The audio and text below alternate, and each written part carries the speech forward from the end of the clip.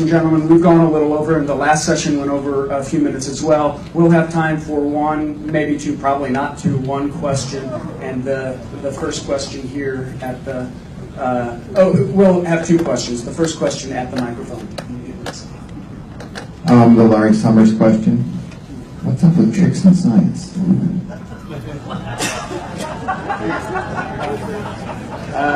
Slightly off topic, nonetheless interesting.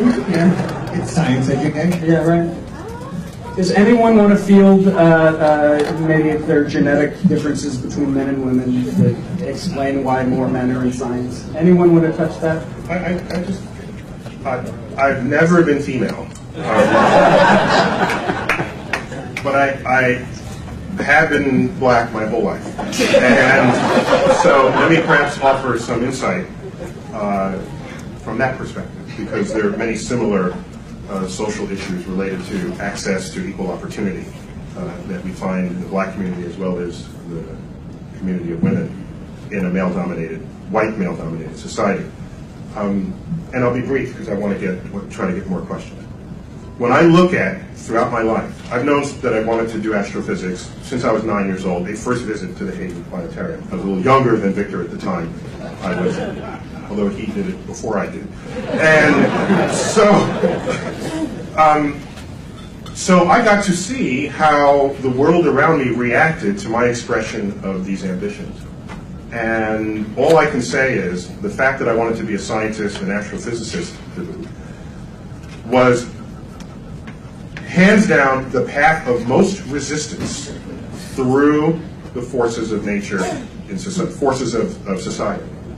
Anytime I expressed this interest, teachers would say, don't you want to be an athlete? Or don't you want to? I want to become something that was outside of the paradigms of expectation of the people in power. And so fortunately, my depth of interest in things were so deep and so fuel enriched that every one of these curveballs that I was thrown in, fences built in front of me, and hills that I had to climb, I just reached for more fuel and I kept going.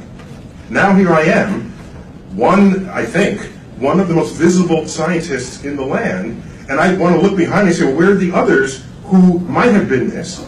And they're not there. And I wonder what is the blood on the tracks that I happened to survive that others did not, simply because of the forces of society that prevented at every turn, to the point where I have security guards following me as I go through department stores, presuming that I'm a thief. I walked out of a store one time, and the alarm went off, and so they came running to me. I walked through the gate. At the same time, a white male walked through the gate, and that guy just walked off with the stolen goods, knowing that they would have stopped me and not him.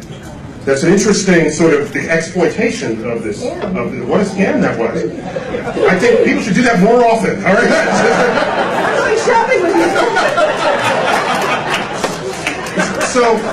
So my life experience tells me that when you don't find blacks in the sciences, you don't find women in the sciences, I know that these forces are real, and I had to survive them in order to get where I am today. So before we start talking about genetic differences, right, you got to come up with a system where there's equal opportunity. Then we can have that conversation.